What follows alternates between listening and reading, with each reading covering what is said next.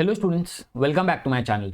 Budgetary control इस chapter की series चल रही है। ऑलरेडी चैप्टर के बेसिक्स हम लोग पहले वाले वीडियोस में कवर कर चुके हैं, जिसके अंदर मैंने आपको सिखाया था कि फ्लेक्सिबल बजट कैसे बनाते हैं। अगर आपने वो वीडियोस अब तक नहीं देखा तो आपको आई बटन पे मिल जाएगा, वरना मैं उसका एक लिंक डिस्क्रिप्शन में डाल दूंगा। बात करें इस वाले वीडियो की, तो इस वाले वीडियो में हम लोग एक नया एग्जाम्पल सॉल्व करने वाले हैं, जिसके अंदर कुछ नए एडजस्टमेंट होंगे। ठीक है, तो एक काम करते हैं, डायरेक्टली हमारे एग्जाम्पल में जाते हैं। तो ये रहा हमारा एग्जाम्पल जो हम लोग सॉल्व करने वाले हैं। देखते हैं इस एग्जाम्पल में क्या नया है। क्वेश्चन में बोला है ABC limited manufacturing company produces 7,500 units. Company कितना बना रही है? 7,500 बाय यूटिलाइजिंग 75% कैपेसिटी। 75% कैपेसिटी पे 75,000 यूनिट्स बनाते। ठीक है, सॉरी 7,500 यूनिट्स बनाते। आगे बोला है supply to the following information. फिर हम लोग को खर्चे का डिटेल्स दिया है। सबसे पहले दिया है डायरेक्ट मटीरियल खर्चा है, डायरेक्ट लेबर खर्चा है, डायरेक्ट एक्सपेंस खर्चा है, फैक्ट्री ओवरहेड खर्चा है, ऑफिस ओवरहेड भी खर्चा है, सेलिंग ओवरहेड। ये सारे खर्चों का डिटेल्स दिया है हम लोगों को। ठीक है, फिर नीचे एडिशनल इन्फॉर्मेशन में सबसे पहले एडजस्टमेंट जो सबसे इंपॉर्टेंट है, direct material, direct labour and direct expense are variable cost. Information दे दिए कि भैया इसको क्या मानना है, वेरिएबल कॉस्ट मानना है। जैसे कि आपको पता है फ्लेक्सिबल बजट के दो पार्ट होते हैं, जिसमें हम लोग खर्चे वेरिएबल कॉस्ट में और फिक्स कॉस्ट में अलग अलग करते हैं। तो इन लोगों ने इन्फॉर्मेशन दे दिया कि इसको वेरिएबल मानो। आगे बोला है factory overhead per unit increases by 10% if capacity utilisation goes below 75% and decreases by 15% if capacity utilisation goes above 75%। ये क्या बता दिया इन लोगों ने? ये लोग बोल रहे हैं कि अगर आपका कैपेसिटी 75% है बराबर, यहाँ पर आपको फिक्स्ड कॉस्ट होता है, राइट? ओके, अगर आपने कैपेसिटी कम किया 75 से, जैसे आप 50 पे आ गए, तो आपका जो फिक्स कॉस्ट है ना, वो क्या हो जाएगा पता है? फिक्स कॉस्ट नहीं, फैक्ट्री ओवरहेड, वो क्या हो जाएगा पता है? इंक्रीज हो जाएगा 10% से। ठीक है, और वो लोग बोल रहे हैं अगर आपने कैपेसिटी बढ़ा दी 75 से 100% पे चले गए, राइट, तो आपका जो फैक्ट्री ओवरहेड है ना, वो कम हो जाएगा 15% से। ये इन्फॉर्मेशन दिया है। ठीक है, लेकिन पर यूनिट बोल दिया ना, तो फैक्ट्री को भी क्या मानना है? वेरिएबल। फिर उन्होंने बोला office overhead are fixed overhead. देखो ऑफिस ओवरहेड को उन्होंने मेंशन कर दिया फिक्स, तो इस सेलिंग को भी मैं क्या मानूंगा? वेरिएबल। क्योंकि तो सेलिंग के बारे में भी क्या बोला है? Selling overhead per unit increases by 20% if capacity utilization goes below 75% and decreases by 25% if capacity utilization goes up by 75%। Same चीज जो फैक्ट्री ओवरहेड में बोला है वही चीज बोला है। आगे बोला है it is the policy of the company to charge 20% on selling price. तो इसका मतलब पहले तो हमको सेलिंग प्राइस तो है ही नहीं सब में, है ना? तो हम लोग एक काम करेंगे, पहले क्या करेंगे, पूरा का पूरा टेबल बना लेंगे, टेबल की मदद से कॉस्ट मिल जाएगा और फिर क्रॉस मल्टीप्लाई करके हम लोग सेलिंग प्राइस ढूंढ लेंगे। ठीक है, कैसे करना है वो मैं एग्जाम्पल में बता दूंगा। आगे बोला you are required to prepare a flexible budget. इसको अंडरलाइन करते हैं, इससे पता चलता है फ्लेक्सिबल बजट का सम है। आगे बोला फ्लेक्सिबल बजट बनाओ एट 50%, 75% और 100%। इसका मतलब सोल्यूशन में कितने कॉलम होने चाहिए? 3, क्योंकि 3 अलग अलग फ्लेक्सिबल बजट बनाने बोला है, 50% पे, 75 पे और 100% पे। ठीक है, तो एक काम करते हैं, जाते हैं और हम लोग हमारा बजट का फॉर्मेट तो बनाया है। यहाँ जाके मैं लिख देता हूँ, ये जो हमारा बजट है इसको हम लोग कौन सा बजट बोलते हैं? इसको हम लोग बोलते हैं हमारा फ्लेक्सिबल बजट। ठीक है, फ्लेक्सिबल बजट है। यहाँ पर आ जाएगा पर्टिकुलर्स, यहाँ पर डाल देंगे पर यूनिट, ये हो जाएगा 50% के लिए। फिर से पर यूनिट, ये हो जाएगा हमारा 75% के लिए। फिर से पर यूनिट, और ये हो जाएगा हमारा 100% के लिए। इसको मैं इग्नोर कर देता हूँ, ये एक्स्ट्रा बन गया। ठीक है, ओके। कितने यूनिट्स है हमारे पास? 7,500 यूनिट्स है, बराबर। इसे मैं यहाँ डाल देता हूँ, यूनिट्स है 7,500। अब मुझे ना इसका भी यूनिट्स ढूंढना है, कैसे मिलेगा? और इसका यूनिट्स ढूंढना है, कैसे मिलेगा? क्रॉस मल्टीप्लाई कर दो। ठीक है, 7,500 इंटू 50, 7,500 इंटू 50 डिवाइड बाई 75, तो आ रहा है 5,000 यूनिट। मतलब 50% कैपेसिटी पे हम लोग कितना यूनिट्स बनाएंगे? 5,000। सिमिलरली इसको सॉल्व करोगे तो आएगा 10,000 यूनिट्स। ठीक है, ओके, तो यूनिट्स हमको मिल चुके हैं, यहाँ मैं लिख देता हूँ। उसके बाद बारी आएगी सेल्स की। हमें सेल्स नहीं दिया है, फिर लेस वेरिएबल कॉस्ट, मैं लिख देता हूँ वेरिएबल कॉस्ट। वेरिएबल कॉस्ट के अंदर सबसे पहले हम लोग को सम में दिया है डायरेक्ट मटीरियल, उसके बाद हम लोग को दिया है डायरेक्ट लेबर, मैं लिख देता हूँ डायरेक्ट लेबर। उसके बाद हमको दिया था डायरेक्ट एक्सपेंस, तो मैं लिख देता हूँ डायरेक्ट एक्सपेंस। फिर हम लोग को दिया था फैक्ट्री ओवरहेड, मैं लिख देता हूँ फैक्ट्री ओवरहेड। फिर आएगा सेलिंग ओवरहेड, ये सारे वेरिएबल कॉस्ट है। ठीक है, कहाँ दिया है? ये देखो यहाँ पर दिया था ना, 1 2 3 4 और फिर ये 5।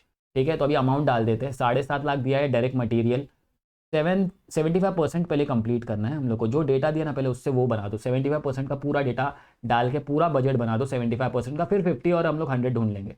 ठीक है, ओके। डायरेक्ट लेबर कितना दिया है? डायरेक्ट लेबर दिया 6 लाख, तो मैं लिख देता हूँ 6 लाख।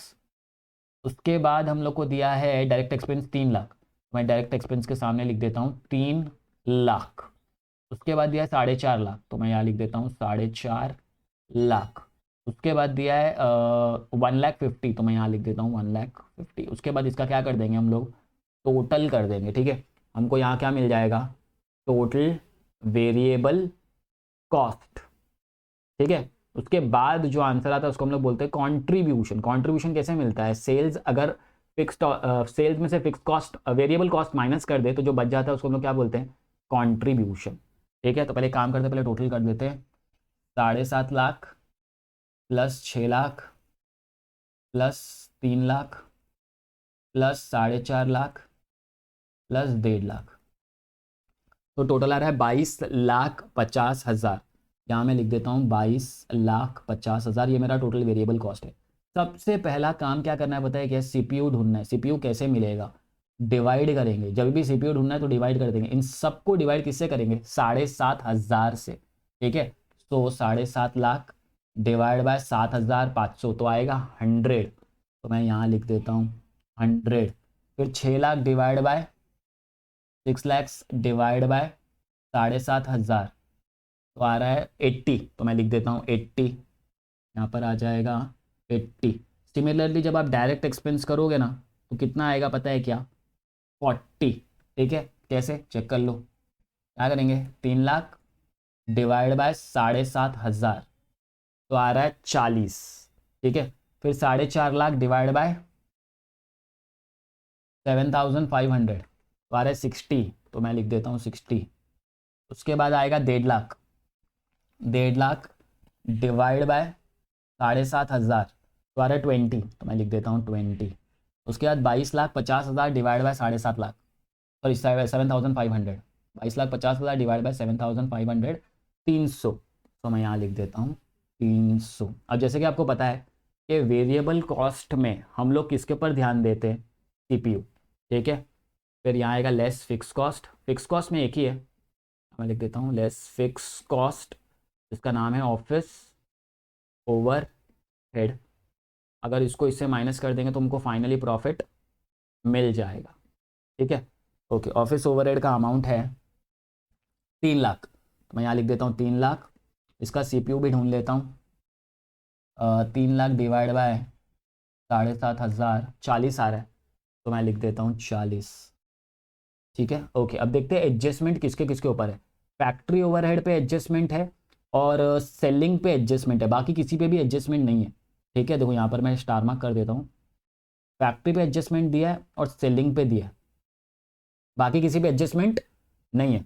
मैं काम करता हूँ, ये रहा फैक्ट्री, ये सेलिंग, बाकियों के बारे में कुछ नहीं बोला है। इसका 100 सीपीयू क्या रहेगा? सेम। इसका 80 सीपीयू सेम। इसका 40 सीपीयू सेम। इन दोनों का नहीं ले सकते। इसमें अमाउंट सेम रहता है, 3 लाख यहाँ भी, 3 लाख यहाँ भी। फिक्स्ड में अमाउंट सेम और जो वेरिएबल कॉस्ट है उसमें वेरिएबल सेम। तो ये फैक्ट्री का क्यों नहीं लिखा सेम? बिकॉज इसमें एडजस्टमेंट है।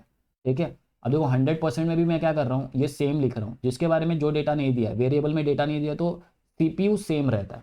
ठीक है, और फिक्स्ड में अमाउंट सेम रहता है। ऐसा करना है आपको। अभी हम लोग को चेक करना है फिर फैक्ट्री में क्या बोला लोग ने बोला फैक्ट्री में इंक्रीज डिक्रीज होने वाला है। ठीक है, अब कैसे होने वाला है वो सम रीड करके ही पता चलेगा। तो एक काम करते हैं, रीड करते हैं वापस से और मैं आपको फिर से एक्सप्लेन करता हूँ क्या बोला है। वो लोग ने बोला है factory overhead per unit increase by 10%। 10% increase होगा अगर कैपेसिटी नीचे जाएगा, गोज डाउन बिलो 75%।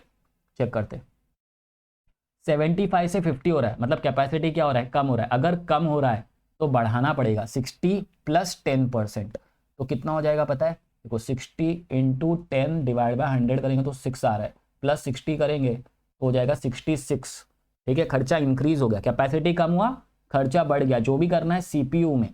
ठीक है, उसके बाद आगे वो लोग ने क्या बोला था? अगर कैपेसिटी नीचे जाएगा, सॉरी ऊपर जाएगा अबव 75 तो खर्चा नीचे आ जाएगा, डिक्रीज बाय 15%। ठीक है, खर्चा 15% कम होगा। अगर कैपेसिटी बढ़ेगा 75 से 100 होगा तो 15% कम करना है। तो हम लोग क्या करेंगे, 60 इंटू 15 डिवाइड बाई 100, तो आ रहा है 9 माइनस 60 करे तो आएगा 51। तो इसका मतलब यहाँ का CPU आने वाला है 51। मैं एक काम करता हूँ, इसको हाईलाइट कर देता हूँ ताकि आप लोग को याद रहे कि ये सब में नहीं दिया था, ये हमने ढूंढा है 51 और ये 66। ठीक है, ओके। और सेलिंग पे भी ऐसे ही एडजस्टमेंट दिया है, तो हम लोग सेलिंग का भी रीड कर लेते हैं। सेलिंग में क्या बोला था, selling overhead will increase by 20% if capacity goes down below 75। तो 75 से कम हुआ तो 20% बढ़ेगा, 75 से कम हो रहा है 50 पे जा रहा है, तो 20 का 20% निकालना पड़ेगा। 20 इंटू 20 डिवाइड बाई 100, दोबारा 4 प्लस करना पड़ेगा, इंक्रीज हो रहा है ना, तो 24 हो जाएगा। ठीक है, तो यहाँ मैं लिख देता हूँ 24। और अगर कम हुआ तो क्या होने वाला है वो भी चेक कर लेते हैं। 25% से गिर जाएगा। अगर कैपेसिटी इंक्रीज हो गया 75, मतलब 75 से 100 हुआ तो डिक्रीज हो जाएगा। तो हम डिक्रीज कर देते हैं 20 इंटू 25 डिवाइड बाई 100, तो आ रहा है 5, माइनस करेंगे 20 में से तो आ रहा है 15। ठीक है, तो मैं क्या करूँगा, 15 कहाँ पर लिख दूंगा, इधर पे, यहाँ पर जाके लिख देता हूँ 15। बस अब सारा काम हो गया। अब तो सिर्फ हमको डेटा भरना है और आंसर निकालते चले जाना है। ठीक है, तो हम लोग करते, सबसे पहले तो मैं ये चेंज कर लेता हूँ। ओके, अब ये सब डेटा कैसे मिलेगा, मल्टीप्लाई करेंगे सबको 5000 से। 5000 इंटू 100 तो आ रहा है 5 लाख, यहाँ मैं लिख देता हूँ 5 लाख। फिर से 5000 इंटू 80, 5000 इंटू 80 तो आ रहा है 4 लाख, यहाँ पर मैं लिख देता हूँ 4 लाख। उसी तरीके से हम लोग क्या करेंगे, इसको भरते चले जाएंगे। ये कितना आ जाएगा, ये आ जाएगा 2 लाख। फिर इसको मल्टीप्लाई करेंगे तो कितना आ जाएगा, 3,30,000। फिर 5000 इंटू 24 करेंगे तो कितना आएगा, 1,20,000। ठीक है, और इसका टोटल करेंगे तो टोटल कितना आएगा, टोटल आएगा 15,50,000। ये किसका टोटल है, ये इस सब का टोटल है। ठीक है, अच्छा, कंट्रीब्यूशन मैंने ढूंढा नहीं है, कंट्रीब्यूशन ढूंढेंगे एक साथ ढूंढेंगे। अभी हम लोग को ये वाला भी करना है। ये वाला कैसे करेंगे, सिमिलरली 10,000 इंटू 100, 10,000 इंटू 100 करेंगे तो आ रहा है 10 लाख। ठीक है, तो मैं क्या करूँगा, यहाँ पर लिख दूंगा 10 लाख, यहाँ पर जाके लिख देता हूँ 10 लाख। फिर क्या करेंगे, 10,000 इंटू 80 करेंगे तो कितना आ जाएगा, 8 लाख। फिर 10,000 इंटू 40 करेंगे तो कितना आ जाएगा, 4 लाख।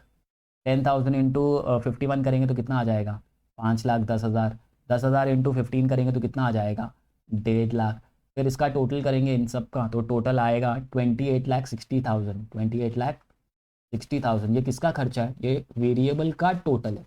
ठीक है, तो अब हम लोग क्या करेंगे पता है क्या, सबसे पहले अभी हम लोग का सारा पार्ट हो चुका है, अभी हम लोग को सेल्स फाइंड करना है। ये याद रखना, कंट्रीब्यूशन निकालने के लिए अपने पास सेल्स होना चाहिए। तो अब हम लोग क्या करेंगे, हमारे पास वेरिएबल कॉस्ट का टोटल है, हाँ, क्या हमारे पास फिक्स कॉस्ट है, हाँ। तो अभी हम लोग को क्या करना पड़ेगा पता है क्या, वर्किंग करना पड़ेगा। वर्किंग नोट से मिलेगा। पहले वर्किंग नोट में क्या करना है, वर्किंग नोट में हम लोग यहाँ पर लिखेंगे टोटल कॉस्ट।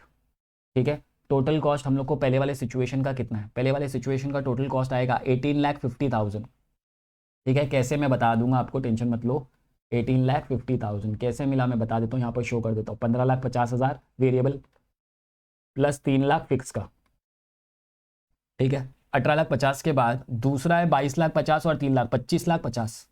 तो मैं यहाँ लिख देता हूँ 25,50,000। पहले टोटल कॉस्ट ढूंढना। टोटल कॉस्ट कैसे मिलेगा, total variable cost plus total fix cost. उसके बाद 28 और 3 हो जाएगा 31,60,000। तो यहाँ मैं लिख देता हूँ 31,60,000। ये याद रखना, हम लोग कॉन्ट्रीब्यूशन नहीं ढूंढ सकते। ठीक है, तो जैसे मुझे 28,60,000 आ गया, उसके बाद सबसे पहला काम क्या करना है, सेल्स फाइंड करना है। सेल्स के ऊपर भी एडजस्टमेंट था। ठीक है, हमारे पास टोटल कॉस्ट है, हाँ। ठीक है, टोटल कॉस्ट में ना हम लोग क्या ऐड करते हैं, प्रॉफिट ऐड करते हैं, तब जाके क्या मिलता है, सेल्स मिलता है। ठीक है, करेक्ट। अच्छा, ये बोला है 20% ऑन सेलिंग प्राइस। ठीक है, ऑन सेलिंग प्राइस बोलेंगे ना तो सेल्स को 100 लेने का। ठीक है, देखो अगर ये 100 है, ये 20 है, तो टोटल कॉस्ट पता है कितना हो जाएगा, 80 हो जाएगा। कैसे, देखो अगर हम लोग नीचे से ऊपर जा रहे, ठीक है, 100 में प्लस नहीं -20 करेंगे तो 80 आता है। ठीक है, सपोज यहाँ 25 होता तो मैं ना कॉस्ट को कितना ले लेता, 75 ले लेता। ठीक है, ऐसा कर सकते हैं हम लोग। तो हम लोग क्या करेंगे, यहाँ 20 था, 20% ऑन सेलिंग प्राइस बोला, जिसको ऊपर बोलते ना उसको 100 लेते हैं। ठीक है, ऑन कॉस्ट बोलते तो इसको 100 ले लेता, ऑन सेलिंग प्राइस बोला इसलिए इसको 100 ले लिया 20। एंड फिर क्या करेंगे, क्रॉस मल्टीप्लाई। तो क्रॉस मल्टीप्लाई करके चेक करते हैं, 18,50,000 इंटू 20 डिवाइड बाय 80 तो आ रहा है 4,62,500। यहाँ मैं लिख देता हूँ ये प्रॉफिट है 4,62,500। ठीक है, सेल्स निकालना है तो कैसे मिलेगा, 18,50,000 प्लस 4,62,500 तो हम लोग को सेल्स मिल जाएगा 23,12,500। यहाँ मैं लिख देता हूँ 23,12,500। ठीक है, तो ये हम लोग को क्या मिल गया, सेल्स मिल गया। दूसरे वाले का कैसे करेंगे, सेम, यहाँ पर क्या आएगा 20, यहाँ पर क्या आएगा 100, यहाँ पर क्या आएगा 80 and cross multiply. Cross multiply कैसे करते हैं, 20 इंटू 25,50,000 डिवाइडेड बाय 80 तो आ रहा है 6,37,500। यहाँ मैं लिख देता हूँ 6,37,500। तो इसका आंसर आएगा, दोनों को प्लस करेंगे तो 25,50,000 प्लस 6,37,500 आ रहा है 31,87,500। 31,87,500। ठीक है, उसके बाद आखिरी वाले का करेंगे, आखिरी वाले के लिए भी सेम करेंगे। ये क्या हो जाएगा 20, ये क्या हो जाएगा 80 और ये हो जाएगा 100। 20% ऑन सेलिंग प्राइस बोला था, ऑन सेलिंग प्राइस मतलब इसको 100 ले रहे हैं, 100 में से 20 गया तो 80 बचा। ठीक है, ओके, क्रॉस मल्टीप्लाई करते हैं 31,60,000 इंटू 20 डिवाइड बाई 80 आ रहा है 7,90,000।